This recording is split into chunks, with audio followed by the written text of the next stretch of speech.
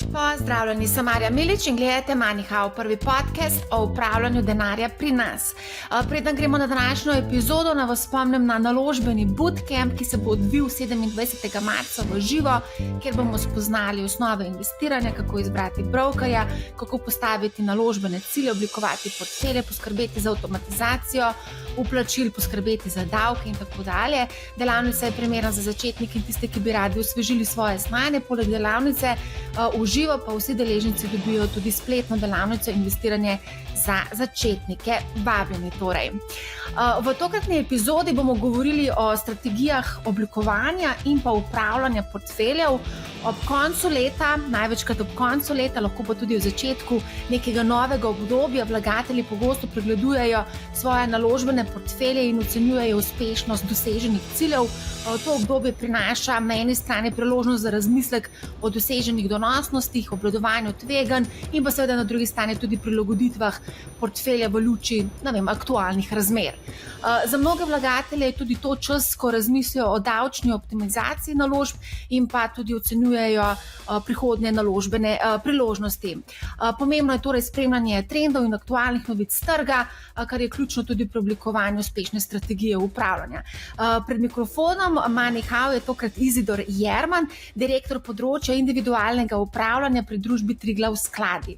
Zdravo in dobrodošel na MoneyHow. Živjo, me veseli, prvič pri tebi. No, vidiš.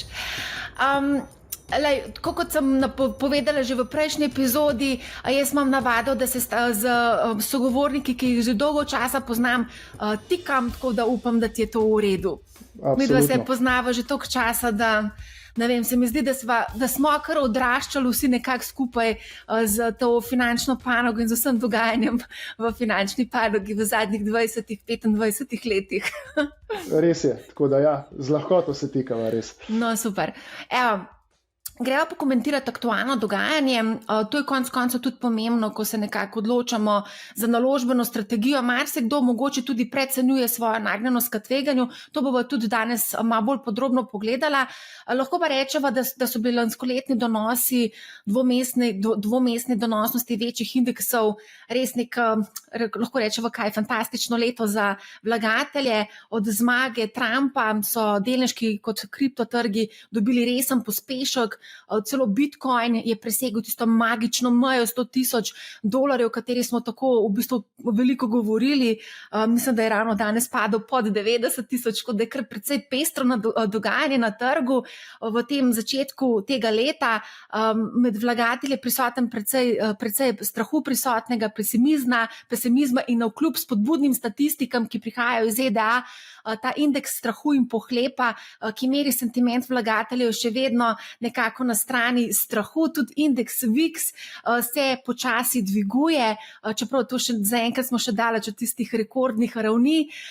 Skratka, tudi konec koncev, ko se pogovarjam z analitiki, jih ne skrbi, še zmeraj so bikovsko razpoloženi, pa četudi je nekako Fed napovedal manj agresivno zniževanje obrestnih mer. Nekateri analitiki celo pričakujejo, da se ne bodo zniževale obrestne mere v letu 2025, pa imamo še to dramo na obvezniškem trgu. Tako zelo pester začetek leta imamo. Kaj si ti misliš o tem? Je pester, nič, bom rekel, ekstremno pestrega, kar ne bo v preteklosti že videl. Pa mogoče, da se vrnem na tem, kar sem na začetku rekla, kakšno leto smo imeli v lanskem letu. Je bilo fantastično leto, je bilo tudi leto 2023 pred tem zelo dobro. Treba je pa vedeti, da se je treba zavedati, kje smo začeli. Treba se je vrniti ob koncu leta 2021 in potem prvi zaresni pogovori o tem, da bo Fed začel dvigovati obrestne mere zaradi nekoliko više inflacije, kaj je takrat bila. Potem se je zgodil ruski napad na Ukrajino, energetska kriza, inflacijo je dvignila tja čez 10%. Nekje oktobra 2022, ko smo pa ugotovili, da energetske krize ne bo, so se pa trgi začeli pobirati.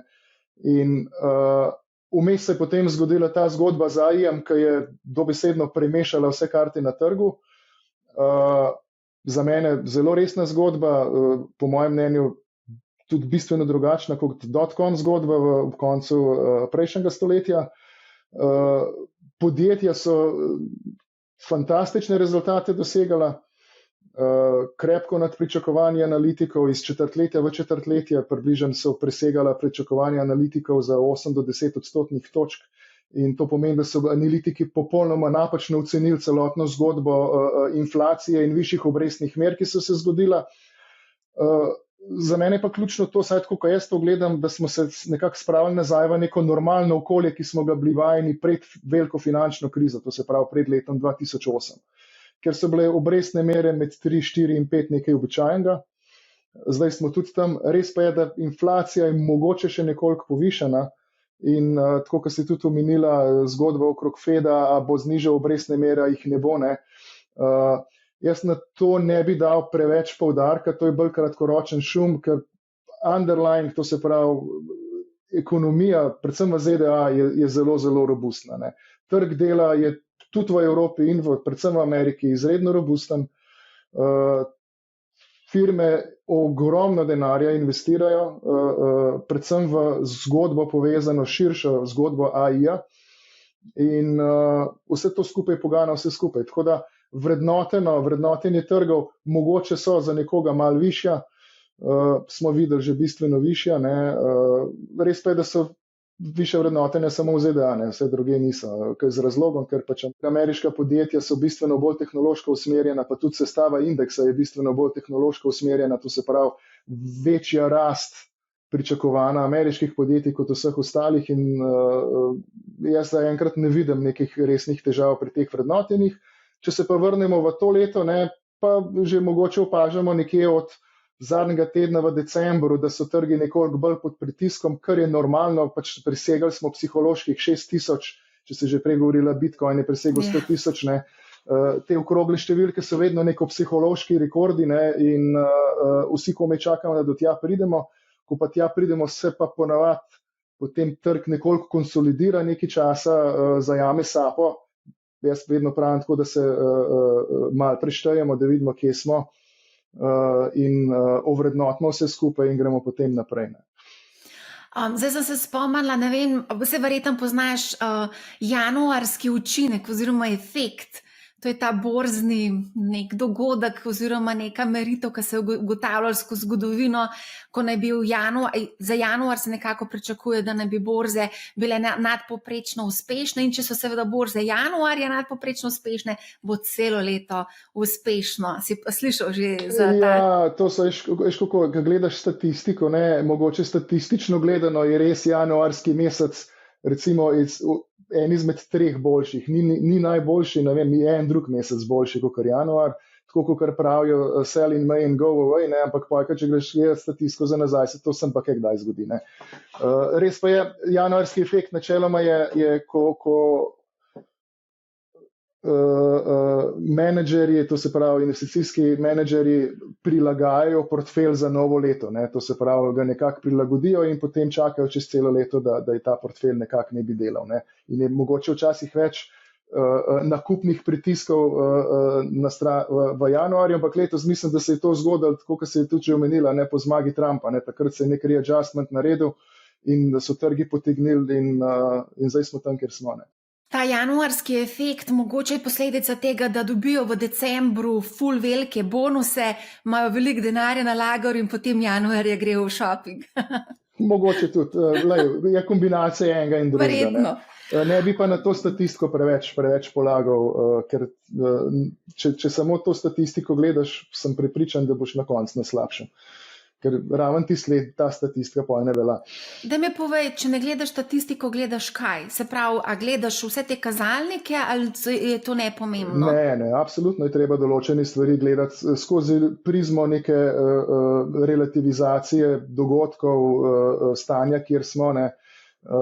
Recimo 2022, ko so trgi močno padali, -25, -30, so bili ful poceni, ne, normalno, da so bili. Ne.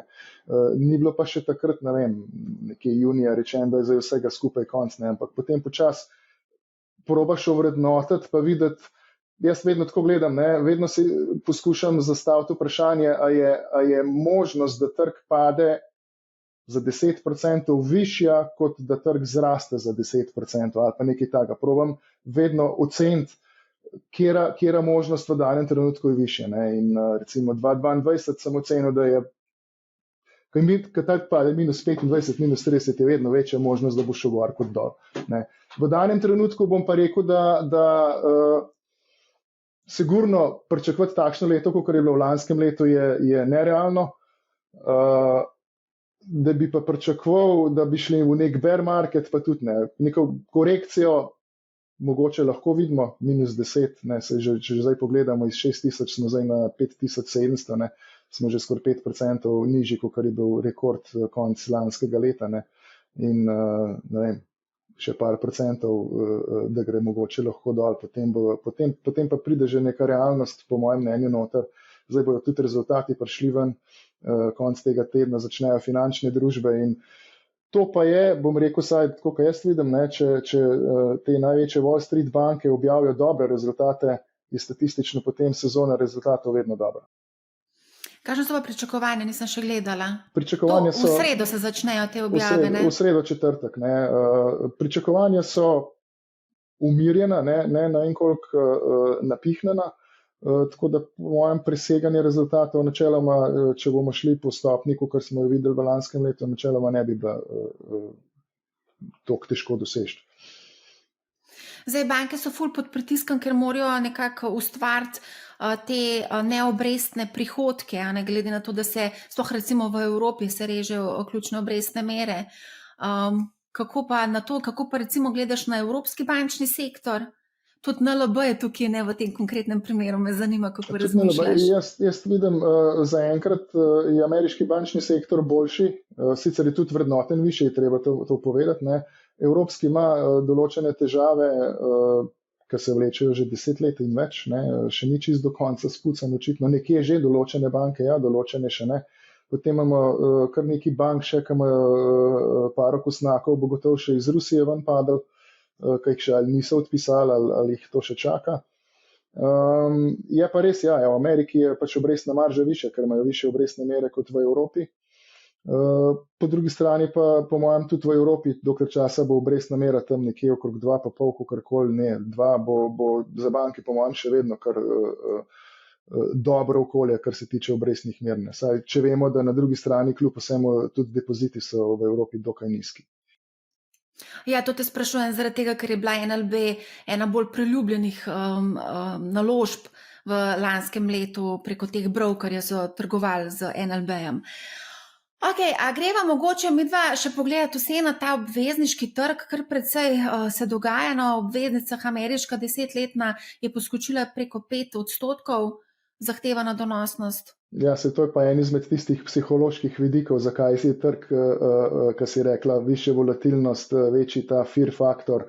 Ja, 5%, to se pravi, zahtevana donosnost je neka tista meja, kjer se potem nekateri malo zbojijo, kaj bi lahko bilo v prihodnje. V lanskem letu smo tudi to videli, ne? Takrat so bili trgi pod pritiskom, mislim, da nekje v poletnih mesecih se je to zgodilo.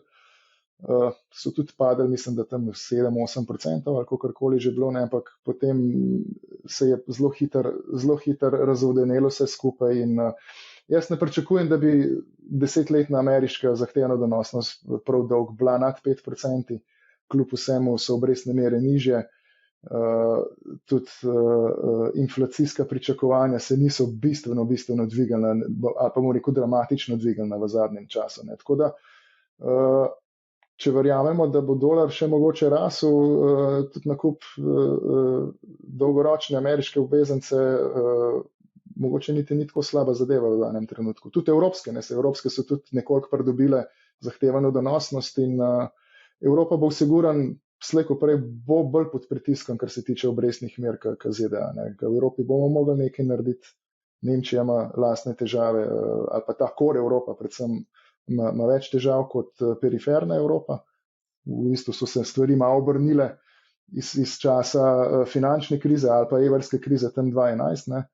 In ko pa ni nič narobe. Ne. Obveznice so zanimive, predvsem v tem balansiranem portfelju, če se vrnemo tudi na zgodbo portfeljev. Ne? Absolutno. Ja. Zdaj, recimo, mogoče samo še to omenva, ker je to tudi kar pomembna zadeva, glede na to, da je slovenska državna obveznica bila zanimiva tudi konec koncev za male vlagatelje Slovence. Ravno prejšnji teden je slovenska država izdala 30-letno državno obveznico za milijardo evrov. Mislim, da je bila obrestna mera, oziroma obrestna mera je bila 3,5%, če se jaz prav spomnim. No, tam nekje. Je tam nekje, ja, vse bo država. Bo. Ja. Poleg tega je pa tudi Marjan Divjak, šef zakladnice, povedal, da prihaja tudi ljudska obveznica in menda, da razmišljajo o 3-letni ljudski obveznici. Kaj se zdaj ti vse skupaj misliš o tem, glede na to, da so te naložbe s fiksnim donosom med Slovenci konec koncev v zadnjem času kar precej priljubljene, vključno z zakladnim menicam? Ja, se strinjam. Tudi mi smo ocenili, mi smo že tam nekje, ko so bile zahtevne donosnosti sorazmerno visoke, smo ocenili, da je na srednji rok investicija v danem trenutku, to se pravi za naložbe s fiksnim donosom, je gotovo obveznica boljša priložnost kot pa zakladna menica. Izkazalo se je, da je bilo temu tako, tam nekje, če se spomniš, konc leta 2023 so vrednost obveznic zelo narasla, to se pravi, se je zahtevna donosnost znižala. Zdaj se pa gibamo tam nekje, recimo, če gledamo nemško obveznico, ki je nek benchmark, tam med 2,5, ostale pa toliko pribitka, kaj je, in slovenska, recimo, tam, ki pride okrog 3 ali pa 3,2, se mi zdi, da je to zelo dobra priložnost. Tako, kot sem prej omenil, mislim, da pritiski na ECB bodo, da bo znižala obrestno mero. Inflacija, po mojem mnenju, v Evropi ne bo velika težava, bistveno manjša kot v ZDA. Ob predvidevanju, da ne bo nekih močnih poskokov energentov. Jaz ne pričakujem, da bojo, glede na to, da smo vse tele krize ali pa male vojne, kakršnikoli na Bližnjem vzhodu dal čez in so cene nafte sorazmerno stabilne, preživele vse to skupaj. In če ni pritiskov iz strani energentov, potem načeloma tudi ni pritiskov na inflacijo. Tako da iz tega vidika, da se vrnem na obveznico, jaz mislim, da na srednji rok siguren je po mojem dobra alternativa, ali pa celo boljša alternativa zakladni menici, ker zakladna menica se bo pač prilagajala z obrestnimi merami. In če imaš obrestno mero oziroma zahtevno donosnost 3,5 ali pa tam nekje, tako kot si rekla, na 30-letni, samo majčkan se obrne vse skupaj sentiment na obvezniškem trgu, sploh na 30-letni, ki je dolgoročna, ki je obrestno bolj občutljiva, lahko zelo hitro dobiš 7-8%. To se lahko zgodi v parih tednih. Se pravi, v tem trenutku se tebi zdi bolj smiselno oziroma bolj zanimiva več kot 10-letna, se pravi 20-30-letna obveznica? Ne, mislim, 20-30-letna je zelo volatilna. Kot sem rekel, je zelo obrestno občutljiva, tako da če pomislimo, da je nek benchmark obvezniški ima ročnost približno 6 let, 6,5, vse nekje, to se pravi, kar je nad tem, bom rekel. To se pravi, 7, 8, 9 let se mi zdi, da je še v redu, ker 30 ali pa 40-letne ali pa te, ki so lahko zelo obrestno občutljive. Lahko zelo hitro dosti zaslužiš, ampak če gre v kratkem času kaj narobe, se tam bistveno bolj pozna vse skupaj. In potem nekdo, ki kupi obveznice, vsak misli, da je to nek fiksni donos, ki bo ves čas v pozitivi. Ni.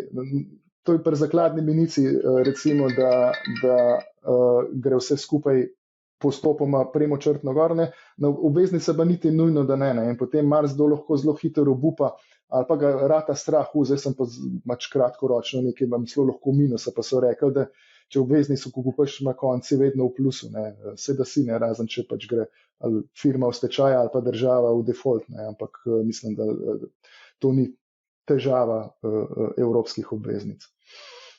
Se bova povedala tudi kako se staviti oziroma kako vključiti obveznice v portfelju, pa za katere profile vlagateljev je to pomembno. Ampak vseeno omenil si že zdaj geopolitiko. Na tvega ti ne vidiš, sicer verjetno pričakuješ, da bo leto veliko bolj nihajno, dvomestne donosnosti pričakuješ ob koncu leta 2025. Jaz bom rekel, da smo nazaj v normalizaciji, tako da kaj bo konc 2025 ti zelo težko, veš kako je to. Ne? Lahko pa povem, da v naslednjih 5 letih bomo dosegli nek povprečen donos tam med 8 in 10% na leto. Ne? Zdaj eno leto več, eno leto manj, to ti ne znam povedati. Mislim, to ti noben ne bo znal povedati. Ne?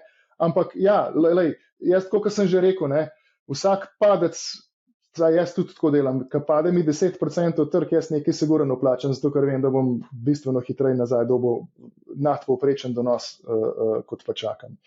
Ja, to je v bistvu 8 do 10%, je v bistvu statistika. Vse to pa je, ta statistika pa na koncu vela, to pa drži. Ja. Eno leto imaš 40, potem zakaj smo zdaj imeli 40, zato kaj prej pade toliko. Ja, 2022 smo letos zaključili v minusu. V globokem, ne? Ja. Ampak malo smo pozabili, ker pač očitno sem se takrat malo ukvarjala z drugimi stvarmi, pa mogoče, Ampak vsem, zdaj geopolitika, to si zdaj omenil in prihaja seveda veliki Trump, na položaj. Še preden se je usedel v pisarno v Beli hiši, se vidiš njegovo retoriko. On bi kar zavzel Grenlandijo, zavzel bi Panamski prekop, zavzel bi katero še Kanado, je rekel, da bi kar priključili kot 51 država Ameriki. Pa v bistvu sploh še nismo omenjali trgovinskih vojen. Tukaj govoriva, ni zanikal možnost vojaškega posredovanja. Recimo, pa tukaj sploh ne govoriva še o trgovinski vojni s Kitajsko, za Evropo. Skratka, jaz mislim, da nas čaka kar pestro obdobje pod Trumpom. Ja, vse prvo tudi ni bilo nič dosti drugačno. Pri Trumpu je, saj jaz tako gledam, zelo veliko govori, zelo veliko naenkrat pove, čez pol ure ali pa znotraj dneva bo zanikal, da je to on povedal, ali pa ni tako mislil, kot je povedal, tako da noben čisto točno ne ve, kaj pa kako bo. Dejstvo pa pri njemu, da je zelo očitno, se vidiš, zelo direktno pove in kaj s tem dosegel. Voditelji evropskih držav ali pa tudi drugih ga že kličejo, hodijo k njemu in on je svoje dosegel s tem, kaj je povedal. Zdaj, kako bo na koncu vse naredil, pa kako jaz mislim, da ne bo zavzel Grenlandije, pa ne bo zavzel Kanade ali pa vsega tega vojaško, ker zakaj bi, ker mislim, da ni. Ampak da nek ekstremen message, pa oni se pa drugi s tem ukvarjajo. Bo pa pestro, to pa dejstvo. Ampak ključno kljub vsemu se mi zdi, je pa to se pravi zgodba ZDA-Kitajska. To je pač so nastavki nove hladne vojne, ali kakorkoli to hočemo reči, je zelo podobno kot z ZDA-Rusija, ampak ZDA-Rusija ali pa ZDA-Sovjetska zveza je bila bolj, bom rekel, na tem vojaškem delu kot na ekonomskem. Tukaj pa bodo ekonomski pritiski enega in drugega. Na koncu je vedno tako, zdaj tudi če gremo v vojne ali pa karkoli, določena država neko bitko zmaga, ampak vojno pa vedno dobi tista, ki je ekonomsko najmočnejša država. Takšno in drugačno. Ti si zdaj rekel, Amerika ima robustno gospodarstvo, Kitajska pa kar precej v krizi. Po mojem mnenju ima Kitajska bistveno večjo krizo, kot jo je sama prizna. Jaz mislim, da je tudi največja težava Kitajske prezadolženost, čeprav o tem zelo redko govorimo. Vedno pri Kitajski omenjamo njihov javni državni dolg, ki je sorazmerno nizek, ampak ko pa daš provincialni dolg, pa dolg posameznih, to se pravi provinc, mest, ne vem, kakorkoli so že razdeljeni, dolg podjetij, dolg prebivalstva je pa, ko se ves ta dolg na Kitajskem skupaj seštejemo, je pa približen, mislim, da pride pa plus shadow banking, to se pravi bančništvo v senci, če lahko tako rečemo, če ponazorim, tako je bilo recimo v Sloveniji tam leta 2005 do 2010, ko so, ne vem, določena podjetja posojala drugim podjetjem za takšne in drugačne stvari, to je shadow banking. Tega ne bi bilo na Kitajskem po enih ocenah med 50 pa 100% BDP-ja, samo tega dela, ki ga niti ne znajo oceniti, koga je. Ne. In ves kitajski skupen dolg nekje je ocenjen v 450% BDP-ja, ne. Ker je to bistveno več, kot če pravimo, da je Amerika zadolžena ali pa da so določene evropske države zadolžene, Italija recimo. Ne. In jaz mislim, da če bi oni imeli ta manever, bi ta manever že lahko v lanskem letu probali narediti pri reševanju nepremičninske krize, ki je strukturno bistveno večja, kot sem rekel, oni priznajo. Težava Kitajske, po mojem mnenju, je tudi v tem, da njihov rast BDP-ja ali pa gospodarski razvoj v zadnjih 40 letih je temeljil na infrastrukturnih podjetjih in zdaj se Kitajska srečuje z produktivno presežnostjo, to pomeni, da imajo bistveno več presežnih produktivnih produkcijskih enot, ki jih niti ne morejo zafilati vseh, če bi hotel. Ker če bi hotel vse to zapolniti, bi cel svet preplavili samo z njihovo robo. Ne. In tle je zdaj glavna težava, ne, tudi vidimo, potem pridemo do nesoglasja ali pa do trgovinskih vojen, če jih lahko, ali pa do carin in vsega tega. Ne. In tudi Evropa se zaveda, ne, če se spomnimo, da je 10-15 let nazaj, ko smo začeli s solarnimi paneli, ne, je bila Evropa vodilna država pri razvoju vsega tega. Ne. In na koncu kitajska podjetja, dejansko vsa evropska podjetja izrinila iz tega ven. Ne. In zdaj avtomobilska industrija je zelo podobno pred tem. Ne. In ja, na Kitajskem, če se vrnem še, ali pa probam zaključiti celo zgodbo s Kitajsko, tako kot jo jaz vidim, pa ne samo jaz, tudi marsikdo drug, ne, je, da notranje povpraševanje še ni na takem visokem nivoju, kot so se ga oni želeli. To pomeni, da bi notranje povpraševanje nadomestilo upad izvoza. Z infrastrukturnimi projekti pa ne morejo več buildati BDP-ja, zato ker če naredijo eno avtocesto, ki je prazna, zakaj bi še eno zraven delal, da še druga še bolj prazna, ne? Če ponazorim ali pa malo karikiram, ne? Ampak je zelo podobno tam. Ne? Zelo visoka brezposelnost med mladimi, mladi so nemotivirani za delo in imamo to, kar imamo. Ne? Tako da na Kitajskem bi bil zelo previden. Ne? Zdaj, marsikdo, ki gleda te indekse, pa si reče, potlačen je, mogoče bi bilo zanimivo za investiranje. To me je glih zadnjič ena gospa vprašala, če se splača investirati na Kitajsko oziroma v kitajske indekse, pa recimo kot ti, ki tu upravljaš individualno, imaš svetovanje, verjetno te stranke sprašujejo tudi za Kitajsko, si predstavljam, ne? Ja, dosti teh vprašanj pride vmes, ne, in če sem se kaj v zadnjih 3 letih naučil, ne, oziroma ja, takrat, ko je z Alibaba se začela. Ne, mi smo takrat pri nas strateško ocenili, da je to gotovo postaja Kitajska, kako naj rečem angleško, uninvestable, ker ko začne partija razbijati po bom rekel, njihovih najbolj prepoznavnih podjetnikih, ne, in jih zapirati za nedoločen čas, noben ne ve, kje je gotovo se treba vprašati, v katero smer lahko vse skupaj gre. Ne. Tako da večkrat je že padel, pa smo potem videli nek odboj, ne, nazadnje lansko let, kdaj je bilo tam enkrat oktobra, kdaj se je že to zgodilo, kaj indeks zrastel za 30% v 10 dneh, ne, zdaj smo spet tam, kjer smo začeli. Ne. Spet na nekih enih najnižjih nivojih, potem pa pride še na drugi strani ZDA, ko začnejo z resnimi grožnjami, da dajo na blacklisto podjetja, kot so Tencent in podobno, ne. In notranji kitajski trg ni dovolj močen, da bi kitajski investitorji, to se pravi retail investitorji, ta trg močno dvignili. Zelo podobno kot slovenski trg, tudi Kitajska rab tuji investitorji, da vse celoten sentiment obrnejo navzgor. In zdaj ta sentiment, ko enkrat večina ljudi izgubi zaupanje v celoten trg, ne, ker to je velika težava. Ne, zelo dolg časa mora preteči, da resni institucionalni globalni investitorji pridejo nazaj na Kitajsko. Tako da vrednotenja absolutno so nizka. Ne. Tudi za Rusijo smo govorili, kako so nizka, ne, pa so bila potem še nižja. Pa niti se noben takrat ni razmišljal, da bo Rusija šla v kakršnokoli vojno. Ne. To govorimo o letu 2015-2016. Ne. Visoka dividenda, nizka vrednotenja ruskih podjetij, ne, ampak na koncu vidiš, kako so ta podjetja vodena, vse v bistvu ima čisto povsod država roko čez in moje mnenje je, ne, ali pa nasvet za Kitajsko, ja, mogoče malo špekulativno, ali pa nek del portfelja, da bi pa vse jajca tja noter prenesel, pa se mi zdi preveč tvegano.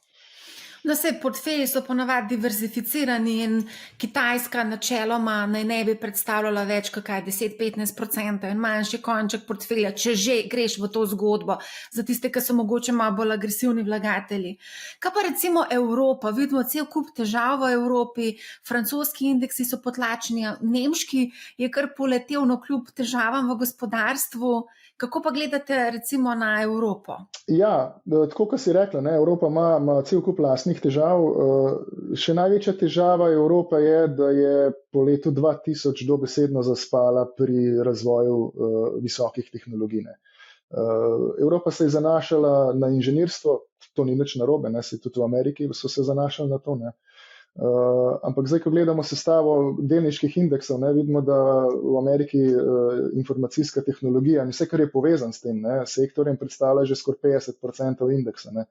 V Evropi pa tega 7-8%.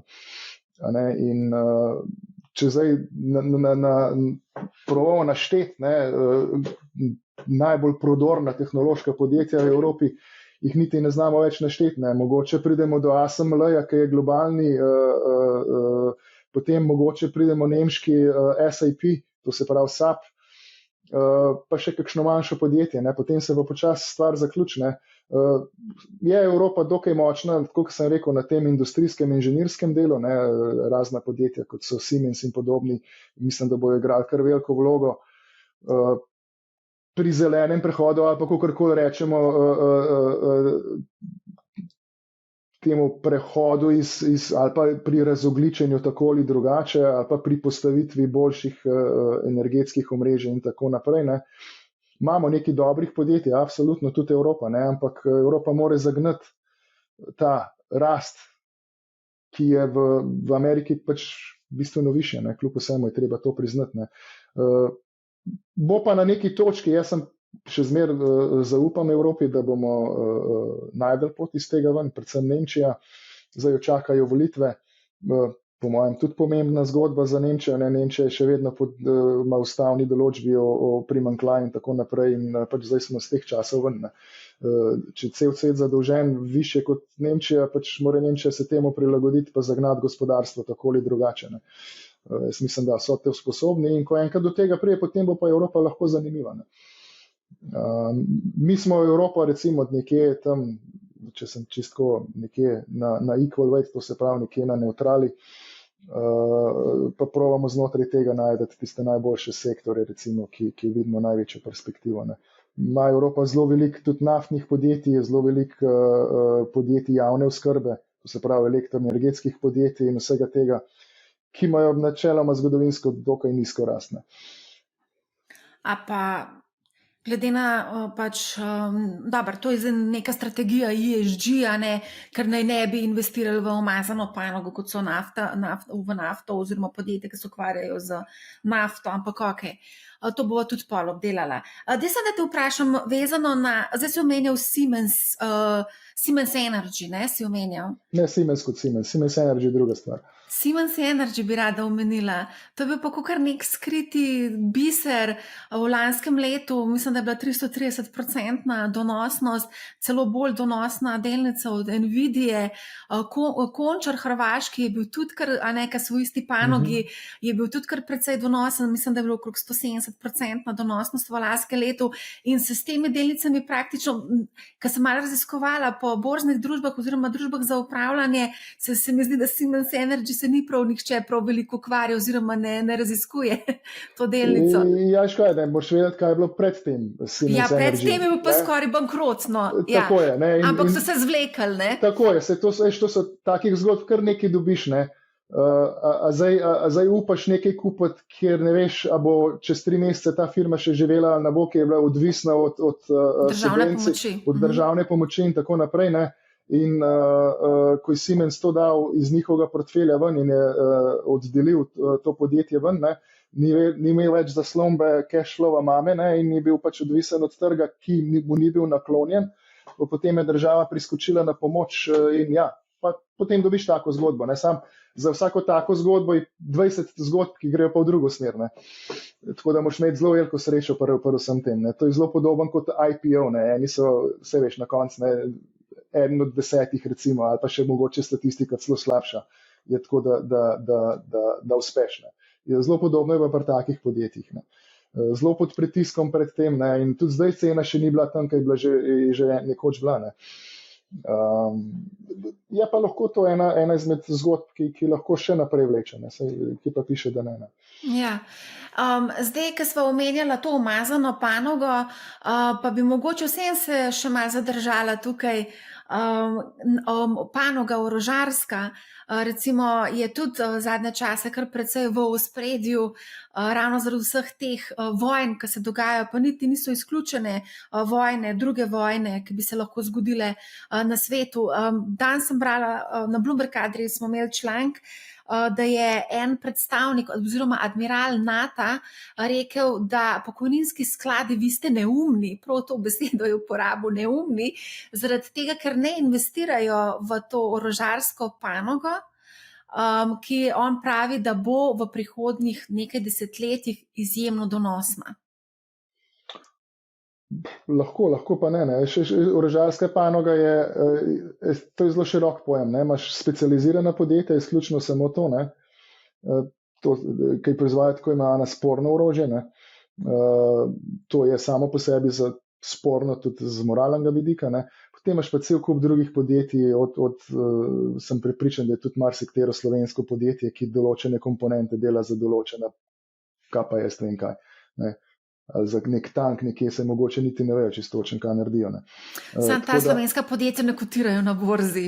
Imaš, se pravim, tle je, zdaj, vedno je treba pač ovrednotiti, kaj je kaj. Ne. In zdaj, ko si že prej Hesega omenila, ne, tle so zelo, bom rekel, zelo natančno dobiš strukturo prihodkov posameznih podjetij in kjer je že določena proizvaja ali pa pomaga proizvajati pri spornem orožju. Ne. Sporno orožje, govorimo o nekih minah protipehotnih in jedrskem orožju in tako naprej. Ne. Mislim, ta debata je lahko zelo, mislim, ne vidim konca. Ne. In zdaj, kot je ta admiral rekel, kaj pa jaz vem, ne. A bojo donosni ali ne bojo, ne vem. Mislim, tudi v DAX-u imaš Rheinmetall, ne, nemški, ki je bil eden izmed bolj donosnih v DAX-u, v nemškem indeksu. Sej predtem pa ni bil. Predtem pa ni bil. Imaš vedno cikle določene in jaz vedno gledam na neko dolgoročno zgodbo. Nočem špekulirati na kratek rok, zato ker na kratek rok se lahko zelo hitro upečeš. Stvari grejo čisto drugačne. Recimo, ko si že omenila Trumpa, pa recimo, da morata narediti nek premirje med Ukrajino in Rusijo, to vse skupaj, potem cela zgodba vsega tega pade v vodo takoj. Treba je kljub vsemu, vsi investitorji, ki kupujejo na borzi podjetja, vedno gledajo na nek daljši rok, tudi če so kratkoročni investitorji, vedno so vrednotene na nek cash flow v naslednjih 5 do 10 letih pričakovan. In potem se sproti prilagaja cena delnice, če podjetje dela boljše ali slabše. Ne. Vse to je tako narejeno. Ne. In če vojne, upam, da jo čim bo prej bo konc, ne, potem vsta projekcije v teh podjetij padejo v vodo. Ne. In tudi, če se potem čez 3 leta izkaže, da temu ni tako, ne, ampak tako je. Ne. Tako da vedno je treba gledati in jaz osebno bistveno večjo priložnost vidim v določenih ali pa v IT sektorju, v komunikacijah, konec koncev tudi financah in vseh drugih na dolgi rok, ker pač s tem bomo živeli in to bo poganjalo svet naprej. Ampak kakaj, tukaj govoriva zdaj o panogah oziroma celo v bolnišnih panogah. Da mi povej, koliko pa recimo tebe ljudje sprašujejo, kar se tiče samega tega panožnega investiranja? Ali jih bolj zanima globalno svet, ali prepušča popolnoma tebi odločitev, ali imajo neke specifične želje, ne vem, mogoče želim investirati v podjetja, ki proizvajajo zdravila za hujšanje, recimo. Ja, pri nas je tako, ne, imajo neke želje ali pa kako bi, ne, potem se poskušamo pomeniti, predstaviti, kaj vse to pomeni, ne. Jaz načeloma za nekoga, tako kot sem rekel, ne, jaz vedno gledam investicijo na dolgi rok, tudi za sebe, ne. Ko bom enkrat šel v penzion, ne, to imaš, ne vem, 20-30 let časa, lahko ima kdo malo manj, nima veze, ne. Zdaj, če nekdo hoče špekulirati na kratek rok, ne, pač to, mimo tega ne bomo naredili, zato ker je preveč riskantno in to lahko naredi sam kjerkoli, lahko, ni problema.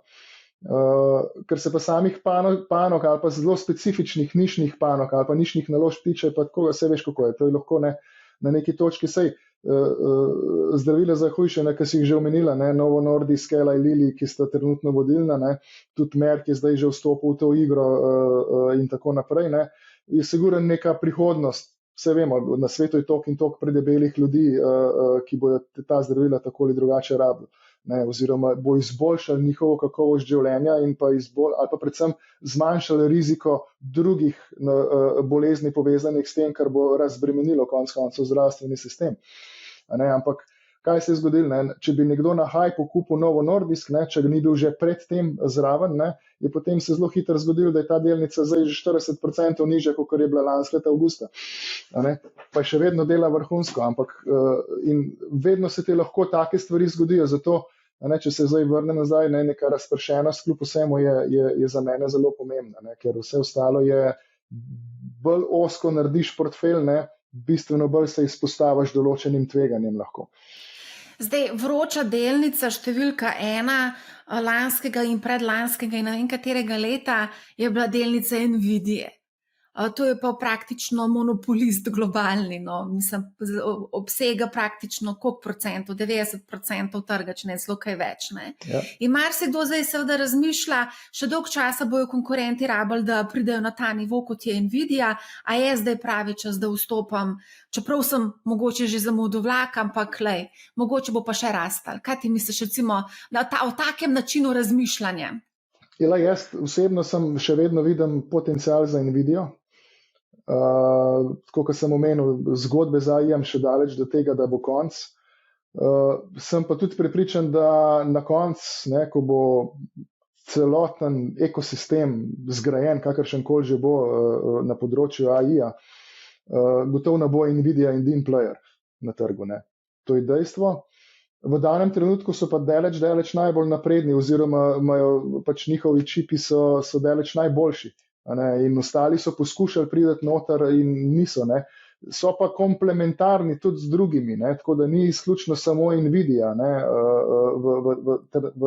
pa bom rekel v tem tehnološkem delu AI-ja, to se pravi pri infrastrukturi, to se pravi pri izgradnji čipov in pa celotnega storitve, ki ga Nvidia ponuja, ne.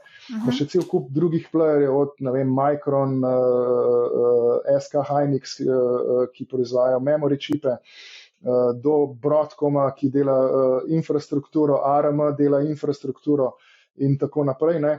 Tako da ta ekosistem se počasi razširja, ne. Dejstvo pa je, izkazalo se pa nekaj, da Intel popolnoma izgubil na tem področju, ne, tako da vprašanje, jaz ne bom presenečen, če čez 10 let Intela ne bo več na trgu, ne, čeprav je bil alfa in omega industrije polprevodnikov.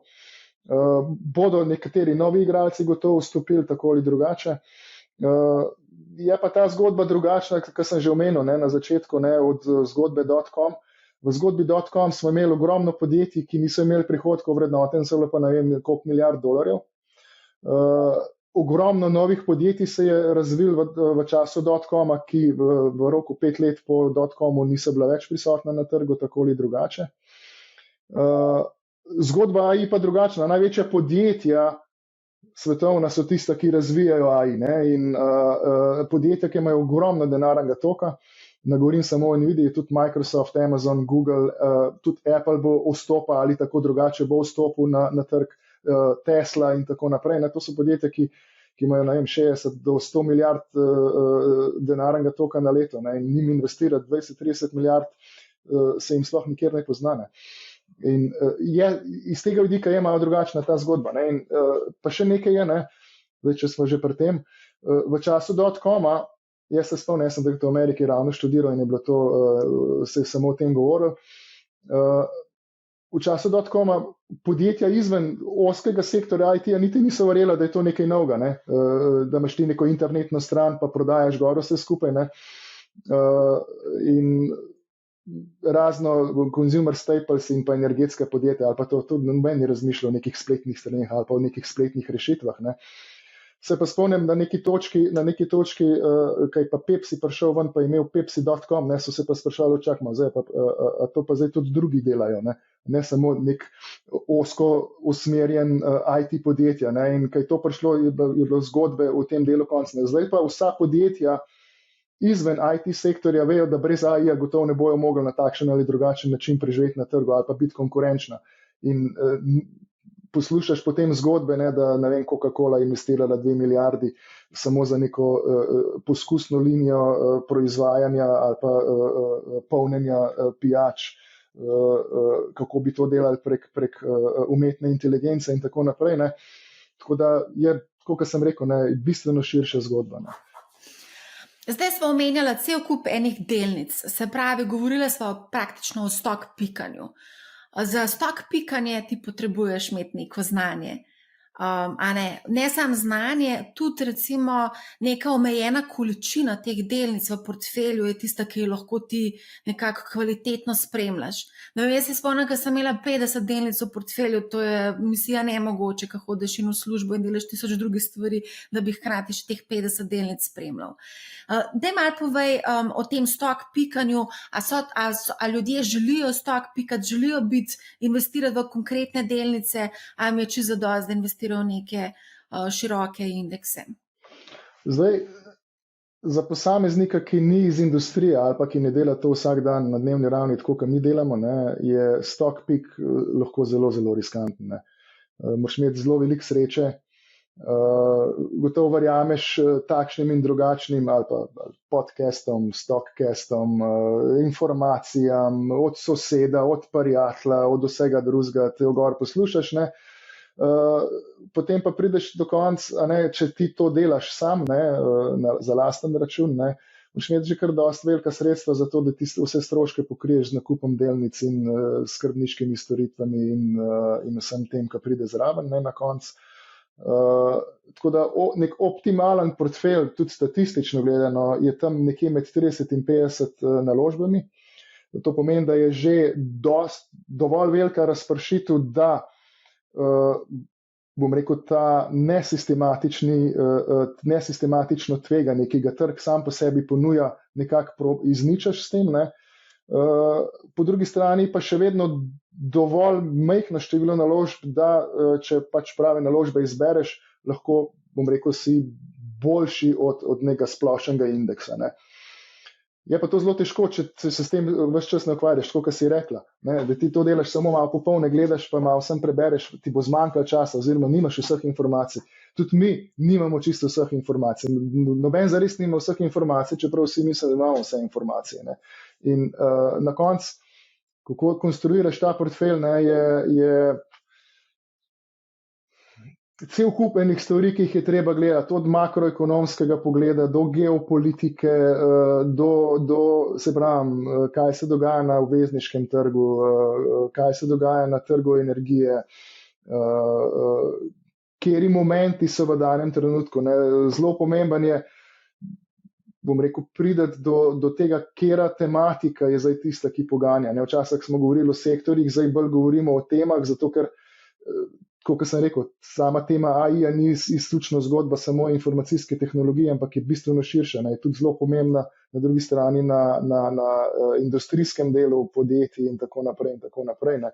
Tako da vse to identificiraš in potem šele ko vse to imaš narejen skupaj, ne, šele potem se začneš ukvarjati z nekim stock piki. Ne. Okay, recimo, da v danem trenutku je neka Nvidia samo po sebi umevna, da jo imaš nekje v portfelju. Ne. Dočim 2 leta ali pa 3 leta nazaj, ko smo mi na polno šli v Nvidijo, pa še ni bilo. Ne. In takrat se je še to nekako govorilo ali pa o tem razglabljalo, kaj bi mogoče bilo, ne, pa se je pa zelo, kar naenkrat zgodilo vse skupaj. Ne. Tako da,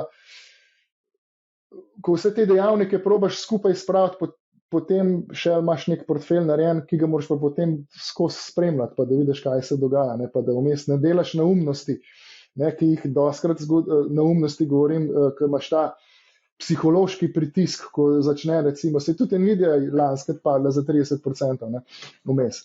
Pa danes o tem sploh noben več ne govori, ne, zato ker je šlo to mem, ne. Marsikdo se potem zboji, pa potem takrat proda v napačnem trenutku in potem, se pravi, ni tako simpel, ne, vse skupaj, ker rabiš zelo veliko informacij, bom rekel, zbrati iz različnih koncev, pa jih dati, povezati v neko zgodbo. Ne. Jaz vedno gledam, da pač konstrukcija portfelja je vedno, za tem mora biti vedno neka zgodba, ne, v katero verjameš, katero veš, zakaj se gre in jo spremljaš in potem se ta zgodba spremeni, ne, lahko potem reagiraš in ustrezno zamenjaš portfelj ali pa prilagodiš. Ja, pa tudi dostikrat v bistvu niti to ni, te lahko je preseneti, recimo politika, recimo konkretno pri Nvidii vidimo, da ravno, dobila sem notification, da delnica upada, ravno zaradi Bidenove odločitve, da bo, kaj bo že naredil točno, se spomniš? Omejil. Ne vem, kjero. Ja, zdaj nazadnje je sprejel, omejil dostop do običajnih računalniških aplikacij. Ja, skratka, nekaj bo pač omejil in s tem tudi nekako pač omejil delovanje oziroma omejil Nvidio. Potem recimo Apple je bil tudi zanimiv, je tudi zdaj prišlo vam poročilo, da zgubljajo tržni delež v primerjavi s konkurenti in tudi to se je odrazilo na delnici, ne? Tako da vsi te stvari zelo vplivajo, kar se pač dogaja. Ne vem, tudi če bi izdali ven slabši model iPhone, ki ne bi zadovoljil uporabnikov, tudi to bi vse vplivalo. Tako da ni samo to, da spremljaš neke globalne dejavnike, makroekonomijo in tako dalje, ampak dejansko tudi mora biti konkurenčen produkt, mora biti poslovanje pač na nivoju in v skladu s pričakovanji, ker pač analitiki imajo pričakovanja. Tako je, ne, pa vedno moraš vedeti, da veš, ko pri StockPiku, ali pa ne sam StockPiku, konec koncev tudi, če se v nek bolj sektor ali pa v neko regijo bolj izpostaviš, moraš vedeti, zakaj si tam, zakaj žene nek trg gor, ali pa zakaj je tista glavna značilnost, da delnica raste, ne. Če že omenila Apple, ne, je bil dolga leta je bil iPhone tisti glaven driver rasti, ne, potem so pa začeli dodajati druge stvari zraven, ne, in zdaj smo prišli, saj tudi Appleova delnica je bila na rekordu pred časom, ne dolgo nazaj. Ne. Kljub temu, da jim, kot si rekla, tržni delež pada, ne, pri telefonih, ne, ampak kljub vsemu jim uspeva presežiti predvsem na storitvenem delu, to se pravi pri njihovih aplikacijah ali pa pri njihovih naročninah, bom rekel, Appleovi kupci če dalje več naročnin podaljšujejo ali pa jih dograjujejo, ne, in vse to je pač nek ekosistem, in vse to moraš potem upoštevati, pa gledati vse te metrike, pa da vidiš, a je zdaj to še prava pot, a mogoče ne gremo več v pravo smer. Ja. Tako da veliko je teh zadev, ki vplivajo potem na to odločanje. A te lahko še tole bi se mogoče vsem dotaknila, ker je ful zanimiva zadeva in mogoče potencialno posledično tudi zna biti zanimiv sektor, obnovljivi viri energije, in sicer ravno, mislim, da je prejšnji teden prišlo vam poročilo, da se Zemlja segreva, mislim, da se temperatura dvignila za 1,5%, stopinj Celzija je višja, kot je bila v predindustrijskem obdobju, in leto 2024 je bilo v bistvu, kar se tiče samih temperatur, izredno vroče leto, so bile izredno visoke temperature. Zdaj prihaja, kot sva že večkrat rekla, Trump se veš, pravi, ne verjame v globalno segrevanje, špekulira se celo, da ne bi zdaj tudi izstopil oziroma ne bi dal pobudo za izstop iz Pariškega sporazuma, ki podpisnice v bistvu zavezuje k ukrepanju v boju proti podnebnim spremembam. Kako pa ti gledaš recimo prav na ta sektor? Ta sektor, ki si ga omenila, je bil pod močnim pritiskom že v zadnjih 3 letih, ne?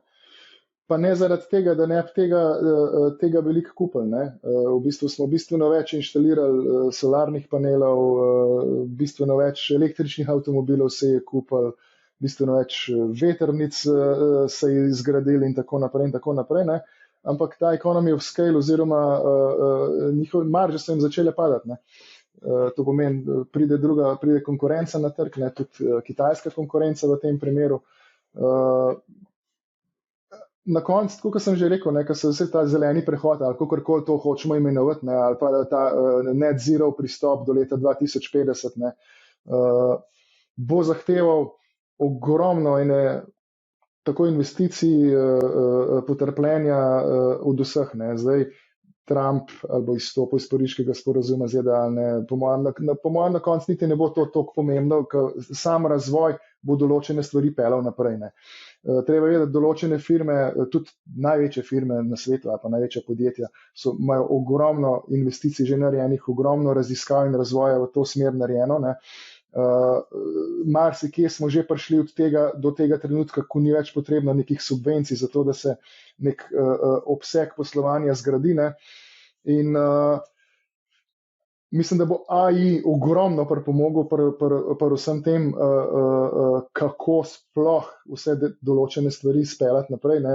Ključno pri tem je po mojem energetsko omrežje, se tudi v Sloveniji o tem veliko govorimo, ne, sploh v zadnjem času, z omrežninami in vsem tem, ki je s tem povezan, ne.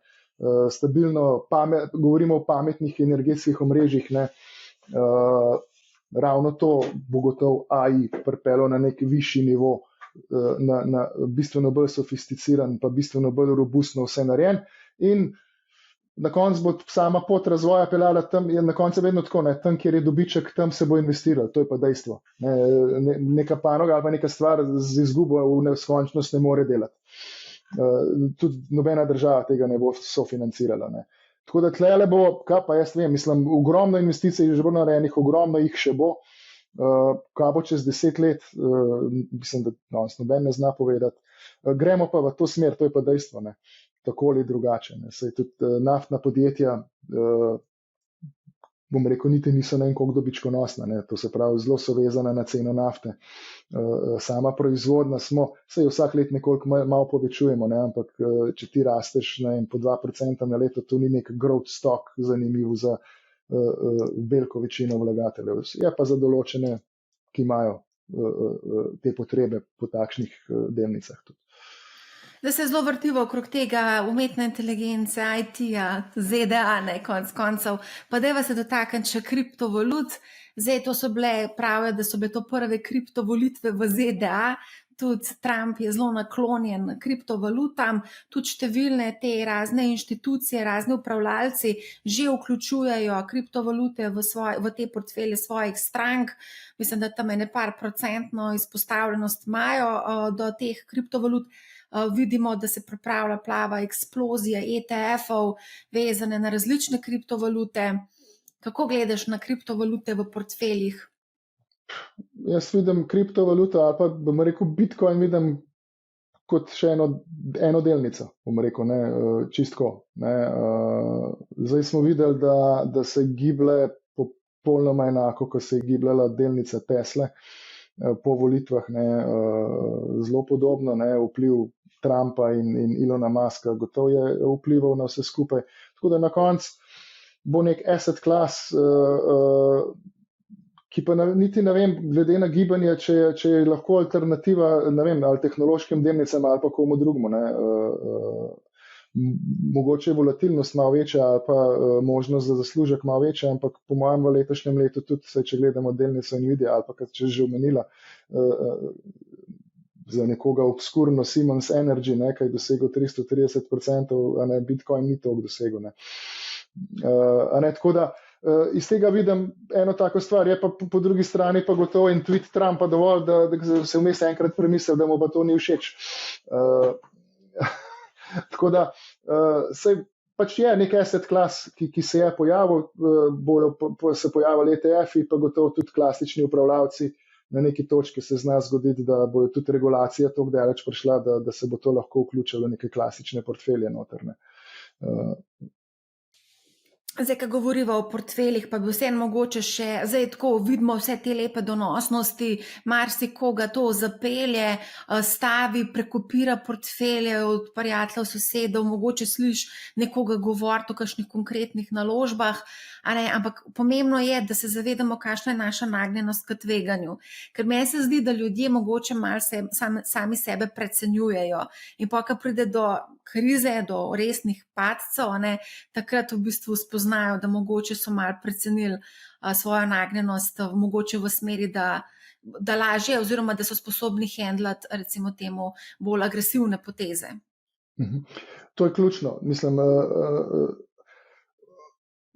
ta občutljivost do tveganja ali pa koliko tveganja je nekdo pripravljen sprejeti, predvsem na kratek rok, se tle govorimo o nekih kratkoročnih obdobjih, ker na dolgi rok, če si pravilno razpršen, globalno portfelj razpršen, tako kot smo na začetku tam vmes omenila, tistih 8 do 10% nekje boš dobil na leto. Na kratek rok je pa marsikaj se lahko zgodi. In ja, vedno je po takmu hajpu, ki je bil v lanskem letu, 30-40% so določeni portfelji zrasli, tudi pri nas, in pa vzele, pa dajmo mi vse tole tlele noter. Pa se itak nepisano pravilo je, da pa čez 2 meseca to pade za 10%, pa je pa cela panika lahko. In ravno tle je treba, ko mi govorimo z našim strankam, je točno to, da se pogovorimo. Prvo je treba vedeti nekaj, da denar, ki ga investiraš, ga moraš na kratek rok lahko pogrešaš. To je dejstvo. To nikoli ne smeš imeti ti investiran nekaj, kar veš, da bo čez pol leta ali pa čez imeti nujno rabo za nekaj. V takem primeru jaz rečem, ali pusti na banki, daj na nek kratkoročen depozit, pa boš dobil toliko, ko boš dobil.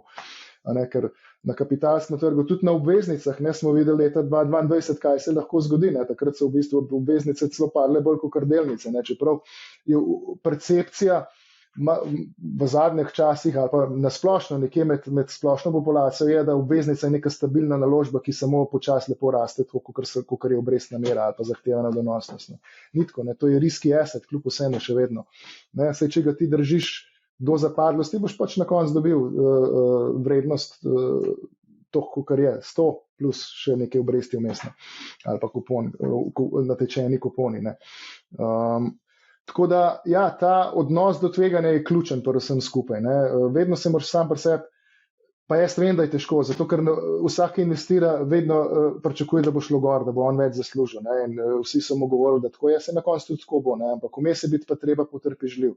Tako da odnos do tveganja, ja, jaz marsikdo ve, da bo dobil več, pa ve, da se bojo trgi odbili nazaj gor, ampak ko vidi njegov portfelj vsak dan, -1, -2, -3, -5, -7, -8, eni ne morejo spati, dobesedno, pač določeni posamezniki ne morejo spati in v takem primeru je bistveno bolj, da ima nek manj tvegan portfelj, pa bo lažje spal. Ker kaj se potem zgodi? Točno tak človek bo potem izplačal, takrat, ko bo padel -25, pa bojo začeli govoriti v časopisu, da zdaj pa vsega konc, nekje na Odmevih pri Dragantu bo nekdo noter rekel, da zdaj pa tam je že padel za tok, potem bojo pa in to je najslabš odločitev, ko je lahko narediš. Zato je ta odnos do tveganja, je treba se z nekom, ki to zna razložiti, kaj se lahko na trgu zgodi, da se ga pripravi, kaj se lahko zgodi, in potem, ko se to zgodi, ko si s stranko v stiku, da ga znaš pomiriti, da mu poveš pravilno svetovati, kaj lahko pričakuje še naprej, oziroma kaj lahko v tem trenutku naredimo. Ampak, a se ti zdi, da mogoče te mlajši investitorji, ki so se nekako na steroidih učili vsega tega na kriptotrgu, a misliš, da njihov odnos do tveganja vse malo drugačen, kot pa recimo do nekih, mogoče malce starejših investitorjev? Seveda je, ko sem bil jaz, smo tudi vse dali nekam, pa če je bilo, pa ni. Vedno je treba vedeti, aj ta odnos do tveganja, oziroma kako kdo riskira. Če ti, investiraš 300 evrov ali pa 500 evrov nekam, brez tega, če jih izgubiš, boš tudi preživel, brez problema. Sem pa pripričan, če boš temu človeku dal, 1 milijon, odtlej imaš, zdaj pa to, a boš riskiral ta milijon, gotovo ga ne bo. Tako da odnos do tveganja je tudi vedno povezan z tudi višino sredstev, ki jih investiraš. v marsikem, pa z leti, ne, absolutno. Z leti, mlajši si, bolj si pripravljen tvegati, starejši si, manj si pripravljen tvegati, ali pa imaš neko bolj stabilno prihodnost želiš videti, vsaj po mojem mnenju. Je dostikrat tako, ampak govorim, kaj je pripravljen tvegati. Pripravljen tvegati, da daš ti v nek delniški portfelj, ne? Ali pripravljen tvegati, da daš vse skupaj ali v eno kriptovaluto ali pa samo eno delnico. Tle govorim o tem. Ne govorim samo o tem, a si pripravljen tvegati to, kar ti ponuja delniški trg ali pa to, kar je recimo obvezniški trg kot nek antipod temu. Ja, pa ful je pomembna tudi velikost portfelja. Se mi zdi, no, večji je portfelj in več, ko vidiš te nihaje, bolj te boli. Teže spiš. Zdaj si predstavlja, da imaš ti, zdaj bom čisto hipotetičen primer dala 100 jurjev, pa da ti za 50 jurjev se zmanjša portfelj, se pravi 50% upad, kar ni izključeno, to se lahko zgodi, to te stisne. Spomnim se tudi, ker sem se pogovarjala z Damjanom Merlakom, mislim, da je bilo to lansko leto, v začetku leta, pa je rekel, da investira, on ima milijone, ki jih sam upravlja, investira v S&P 500. Potem enkrat vem, da je razlagal, kako investira v kratkoročne ameriške obveznice, ki so kar nekaj prinašale, mislim, da 3% donosnost. In so se vsi, v bistvu malo tako na podcastu, poslušalci so se malo pritoževali, v smislu, po kakšno strategijo upravljanja denarja pa je to, da investira v tako netvegane naložbe, ker S&P 500 za mlade ni tvegana naložba, oni to tako malo drugače razumejo. Ja. Ampak ja, jaz si predstavljam, da to zna biti kar precej boleča izkušnja, ko se ti portfelj skrči za 30, 40, 50%. To sem ti prej hotel povedati. Bistvena razlika je, ti investiraš 300-400 evrov, a ti investiraš 100 tisoč, 200 tisoč ali pa 3 milijone, 4 milijone. Ker ravno tle boli. Če te pade trg za 30%, pa ti investiraš 300 evrov, imaš pa še 200 evrov. Če pa ti investiraš milijon, imaš pa kar enkrat 300 tisoč evrov zgubiš nekje. Mislim, zgubiš jih manj na računu, če pač zgubiš jih če ne prodaš. Mislim, če prodaš jih boš zgubil. Ampak portfelj se ti zmanjša za 300 tisoč, kot če gledaš absolutno cifro, to je zelo psihološko. In ta psihologija kakorkoli deluje, to je dejstvo.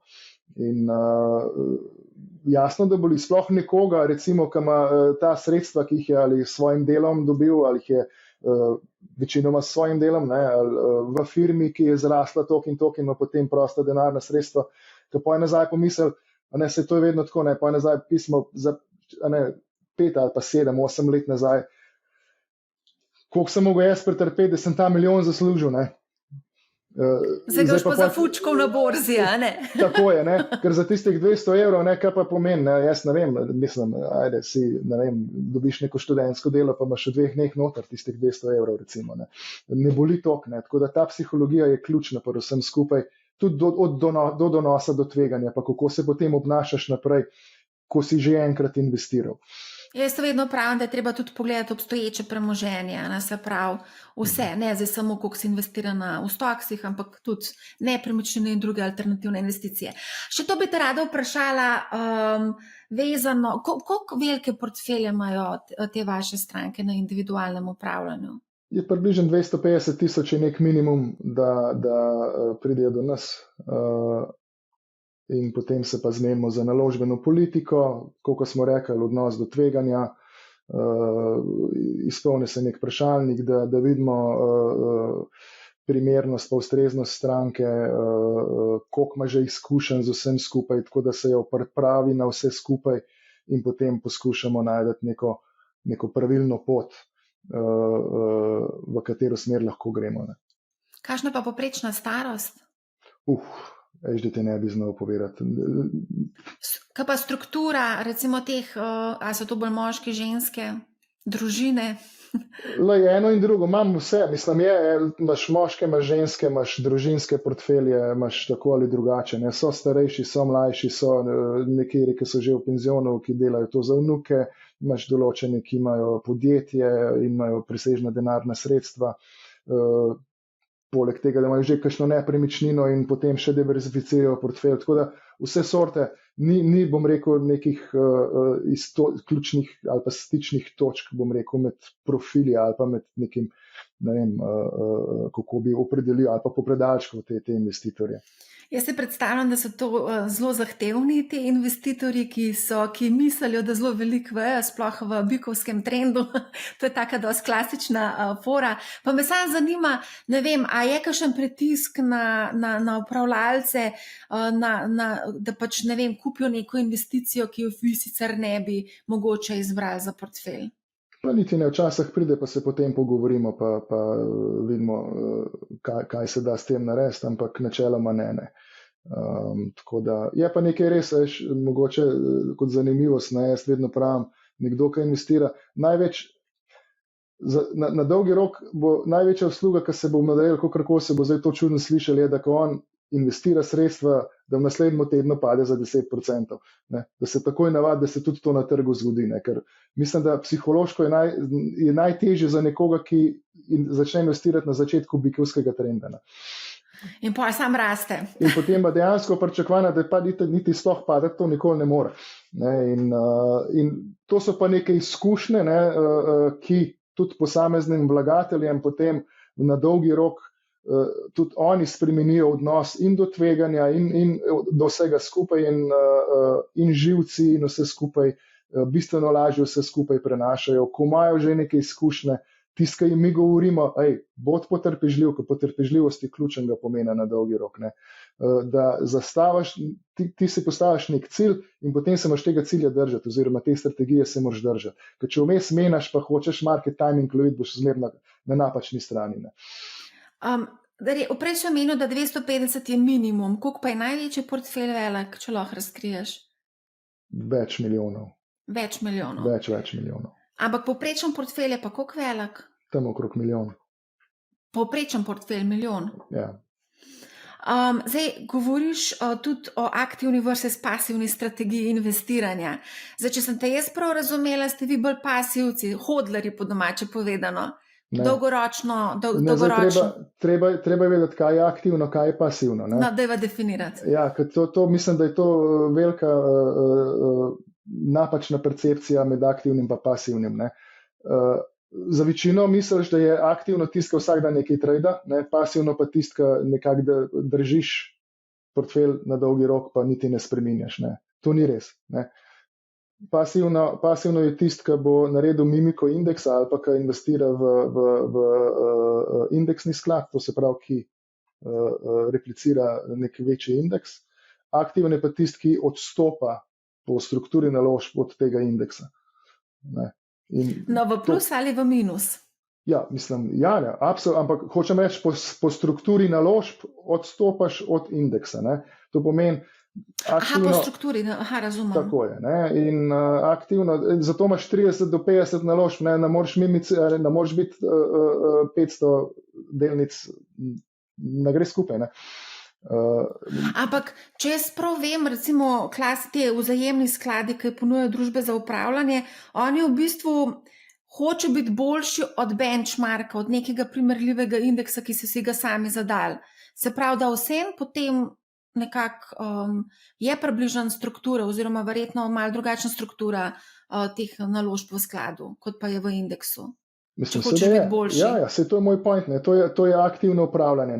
Aktivno upravljanje se tudi imaš meritve, kako se meri aktivno upravljanje, active share in tako naprej in tracking error, ki so statistične, ki jih tudi ATVP konec koncev gleda, če si aktivni upravljavca nisi. Če zapišeš, da si aktivni upravljavc, imaš imeti te določene statistične številke nad takšno in takšno mejno vrednostjo, da si smatran še kot aktivni upravljavc. To pomeni, da pač vse, recimo v določenem trenutku reče, zdaj bomo pa mi imeli, čisto plastično povem, mi bomo pa zdaj, tiltali naš portfelj v zgodbo AI-ja. Še vedno si lahko v Ameriki, še vedno izberaš naložbe, ki so v strukturi S&P 500, ampak bistveno več tega kupaš kot vseh ostalih. Ali pa se bistveno bolj izpostaviš recimo do samo parih naložb, kot pa je to v indeksu. Če imaš recimo 40 naložb, ali pa recimo plastično povedano, če jih imaš 50 naložb, pomeni povprečna vrednost naložbe 2%. Ne? Indeks ima pa 500 naložb, to pomeni povprečna vrednost posamezne naložbe 0,2%. In tle iščeš potem nek outperformance na dolgi rok napram benchmarku. Tako da to je aktivni upravljavec. Ni nujno, da ti vsak dan tradaš. Ne vsak dan, ampak pa vsak teden. A pa vsak mesec mogoče, pa dva. Ker tudi sem se pogovarjala z številnimi upravljalci, pa so rekli, da v bistvu portfeljev niti toliko ne spreminjajo. Razen, če pride do tiste prekoračitve, mislim, da je neka omejitev 10% v portfelju na delnico, kako je že. To je pri vzajemnih skladih, ki po ZISDU zakonu pač ne smeš imeti več kot 10% v posamezni naložbi. Pri nas na individualnem upravljanju to lahko imamo, ampak kaj hočem reči, je točno to. Ne? Jaz sem tudi kakšna leta vmes, pa sem recimo presegel indeks za 6, 7, 8, 9 odstotnih točk, pa tudi enega trada nisem naredil. Ne? Ali pa mogoče samo, ni nujno, da tradaš, pač nastaviš portfelj, v primeru Nvidia, ki smo jo kupili v portfelju, 3%, takrat je bilo v indeksu 0,3%, potem je pa to zraslo gor, pa zakaj bi to potem ne prodajaš, ampak ti toliko več raste vse skupaj. Imaš lahko tudi na drugi strani neko naložbo, ki gre v drugo smer, da se zastopimo, se ni na zadaneš vedno vseh 40. Tiska bo rekel, da čisto vse naložbe outperformajo v portfelju, se bo siguran zlagal. Bistvo je, da jih je vsaj več kot polovica boljših. Tako da ja, to je aktivno upravljanje. Pa potem to je samo pri delniškem, potem pa pridemo do mešanih portfeljev. To se pravi, koliko dati zdaj obveznic, koliko dati delnic. Tle pa je ključno ta porazdelitev enih in drugih.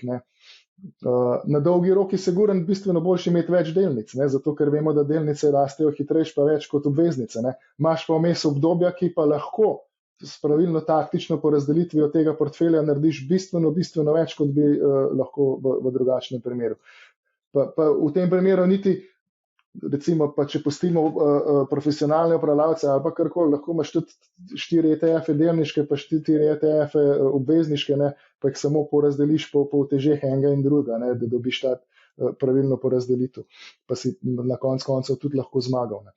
Ampak, a vse te vaši portfelji imajo tudi ta obvezniški del? Ne, imamo več različnih naložbenih politik, kot bom rekel delniške, uravnotežene, preudarne, konzervativne, obvezniške in tako naprej. Tako da znotraj tega potem glede na profil stranke ali pa na želje stranke to naredimo. Koliko pogosto pa revidirate portfelje? Mi imamo tako bom rekel, mi imamo enkrat na teden naložbene odbore, kjer pogledamo aktualno stanje na trgu, enkrat na četrtletje naredimo, bom rekel, kvartalno pogled vsega skupaj od makro do nadol, to je nek dokument, ki ima 200-300 strani lahko, kjer pa se vse analizira, potem pa določimo neko investicijsko strategijo recimo za celotno leto, pa ga potem ustrezno prilagajamo znotraj leta, to se pravi po samih asset klasih, to se pravi delnice, obveznice, denar, po regijah, pa recimo po nekih sektorjih ali pa sklopov sektorjev, poskušamo čez leto iti skozi. Se veš, da mali vlagatelj nima naložbenih sestankov vsak teden, oziroma lahko poslušajo Money Hub kot naložbeni sestank, se hecam. Ampak zagotovo se mi pa zdi, da tam proti koncu leta si vzamejo čas in pregledajo svoje portfelje, mogoče tudi zaradi te davčne optimizacije, ker pač je treba realizirati izgube oziroma dobičke do konca leta, da pač se pobota potem to oddajemo davčno napoved. Kako pa recimo na to gledaš, mislim, na male vlagatelje, oziroma kaj malim vlagateljem svetuješ? Ja, veš kako je, z davčno optimizacijo. Zdaj, če imaš na neki naložbi minus, pač prodaš tisto. Samo moraš vedeti, da potem tako, ne vem koliko, en mesec ali 2 meseca tistega ne smeš nazaj kupiti, ker ti potem ne velja davčna optimizacija. Zoptimiziraš mogoče tisto, kar rečeš, tole pa res ni dobro delo, pa niti ne verjamem v to zgodbo več, pa dam ven, ampak če ti delaš na nek dolgi rok, ne, načeloma delnice rastejo, ne, tudi naložbe, kapitalski trg raste tako ali drugače. Ne, tako v vsakem primeru na neki točki zrealiziral kapitalske dobičke, razen če res čakaš 15 let. Ampak tle pa se potem pojavi težava. Ne, 15 let je pa zelo dolgo obdobje. Ne, in, da bo samo, niso vse delnice Apple, da 15 let zapored rase vse to, ali pa outperforma vse ostalo. In potem se doskrat lahko zgodi, da pride v ta tax trap, če se lahko tako izrazim, ne, v davčni primež ali pa v davčno zagonetko, ne, ko ima ogromno nerealiziranih kapitalskih dobičkov, ne, in pa reče, če pa čakam še 4 leta, ne, potem pa pridem v nižjo davčno stopnjo, bom pa potem naredil. Ne. V mestnem času se pa lahko zgodi, da ta delnica ali pa to podjetje ni več toliko superiorno ali pa ni več toliko dobro kot neko drugo podjetje. Ne. Pa začne zaostajati za donosnostjo indeksa in si gotov na dolgi rok slabš naredil, če nisi v danem trenutku prodal, pač plačal davka na dobiček, ne se plačaš tako davek na dobiček, pa kupil neko drugo naložbeno priložnost, ki ti na dolgi rok več prinese. Ne. Tako da to je zelo dvorezen meč. V Sloveniji davčna zakonodaja je zelo dolgoročna. Ne? In zdaj, če hočeš, da davka ne plača, se ne, zdaj 15 let, se vsak drug let spreminja, tako da niti ne vem točen. Bilo je že tudi 20 vmes. Ampak 15 let je zelo, zelo dolgo obdobje. Ne? In lahko neka delnica recimo Nvidia, ne? Tipičen primer. Ne? Nekdo, če je kupil pred 2 leti, ima danes 300% nerealiziranih kapitalskih dobičkov, sem prepričan, da v naslednjih 3 letih negotovo ne bo naredila 300%, ali pa da bo toliko boljša, kot vse ostale. Lahko bo še vedno, sem prepričan, da še vedno dobra. Ne? Ali pa ne vem, neko drugo podjetje, ali pa če recimo nekdo kupil po neki sreči Siemens Energy. Ne? Naredil s 300%, zrealiziraj še zmeraj z 250% v plusu. Zdaj, ako ti greš v neko naložbo, že veš, kdaj približno boš šel ven iz te naložbe? Ne, jaz mislim, vsako naložbo kupaš, ne upaš, da je ta naložba postane, kot je bila Apple leta 2003. Ja. Ne.